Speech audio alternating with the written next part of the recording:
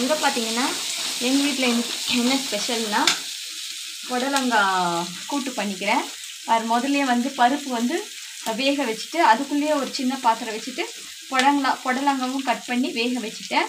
வேக வச்சிட்ட பிறகு அது கூட கொஞ்சம் வெங்காயம் வேக வைக்கும் போதே கொஞ்சம் வெங்காயம் பூண்டு உரிச்சு போட்டுக்கணும். உரிச்சு போட்டுட்டு அதுக்கப்புறமா வேக வச்ச காயை அதுலேயே கொட்டிக்கணும். கொட்டிட்ட பிறகு இப்போ தாளிக்கிறேன். பாருங்க, கடுகு உளுத்த பருப்பு வெங்காயம் காஞ்ச மிளகாய் போட்டு பொரிஞ்சிட்ருக்கு. இது ஃபுல்லாக பொரிஞ்சிட்ட பிறகு அதில் தூக்கி ஊற்றிடுவேன். ஊற்றிட்டு கொஞ்சம் தேங்காய் கொட்டி நான் என்ன பண்ண போகிறேன், எரிக்கிட போகிறேன். பாருங்க, ஸ்டவ் கொஞ்சம் ஜாஸ்தி வச்சுக்கலாம், கொஞ்சம் சீக்கிரமாக ஆகிடும். ஏற்கனவே கொஞ்சம் லேட் ஆகிடுச்சு, நான் வெளியே போயிட்டு இருக்கிறதுனால கொஞ்சம் அர்ஜென்ட்டாக பண்ண வேண்டியது இருக்குது.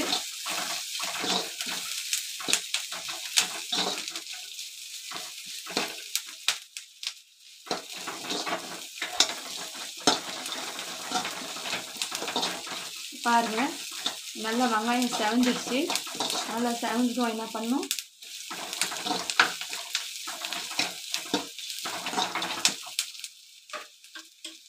இந்த பருப்பை வந்து கொட்டி நம்ம என்ன பண்ணணும், தாளிச்சிட்டு தேங்காய் கொட்டிடணும். தேங்காய் கொட்டிட்டு அப்புறமா இதை தூக்கி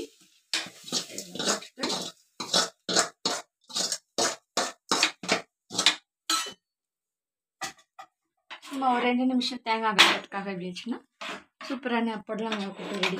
பாய் ஃப்ரெண்ட்ஸ், நெக்ஸ்ட் வீடியோவில் பார்க்கலாம்.